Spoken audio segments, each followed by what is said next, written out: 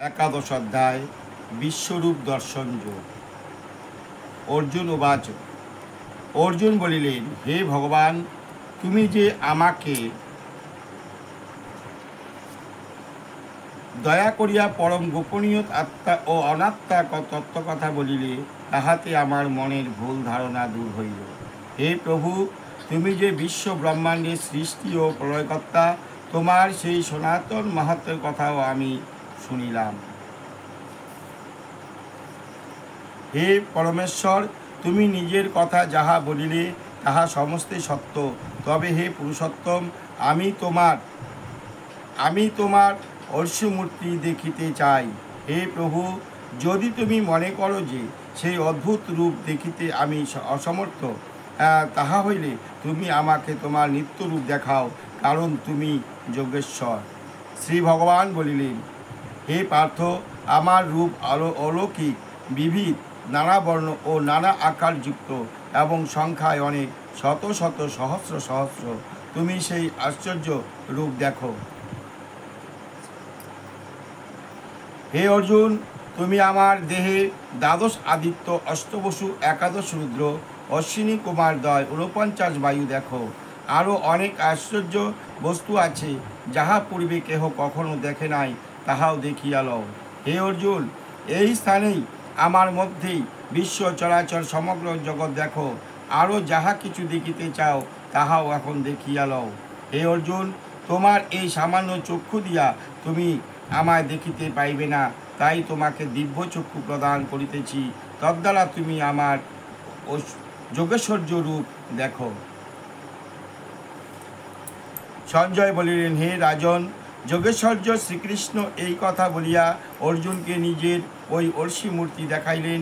অর্জুন দেখিলেন সেই মূর্তি অনেক মুখ ও চক্ষুযুক্ত, অনেক আশ্চর্য বস্তু, অনেক দিব্য অলঙ্কারযুক্ত, নানা প্রকার অস্ত্রশস্ত্র, দিব্যমালা, বস্ত্রধারী, দিব্য গন্ধ অনুলেপনযুক্ত, সর্বাশ্চর্যময়, উজ্জ্বল এবং সর্বত্র উহার মুখ আছে দেখিতে পাইলেন। হে রাজন, যদি আকাশে একত্রে 1000 সূর্যপ্রভা দেখা দেয়, তবে সেই দীপ্তির সমান সেই মহাপুরুষের দীপ্তি হইতে পারে।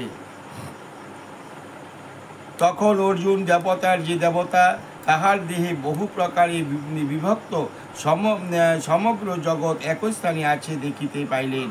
তখন অর্জুন বিস্ময়াবিষ্ট ও রোমাঞ্চিত হইয়া নতশিরে ভগবান শ্রীকৃষ্ণকে প্রণাম করিয়া জোর করে বলিলেন। অর্জুন বলিলেন, হে প্রভু, আমি তোমার দেহ মধ্যে সমস্ত দেবতা, নানাবিধ প্রাণী, পুণ্যাত্মা, ঋষিবৃন্দ, সর্বকুল এবং কমলাসনাক্ত সৃষ্টিকর্তা ব্রহ্মাকে দেখিতেছি। হে জগতের প্রভু, হে বিশ্বেশ্বর, আমি তোমাকে অনেক বাহু, উদর, বদন, নেত্র বিশিষ্ট সর্বব্যাপী রূপে দেখিতেছি, কিন্তু তোমার আদি মধ্য অন্ত কিছুই দেখিতে পাইতেছি না। আমি তোমাকে দেখিতেছি, তুমি কিরীটী, গদা ও চক্রধারী, কেশরাজি স্বরূপ, সর্বব্যাপ্ত দীপ্তিমান। যেদিকে তাকাই সেই দিকেই দেখি তেজে তুমি অগ্নি সূর্যের সমান, তোমাকে দেখা বা মাপা যায় না।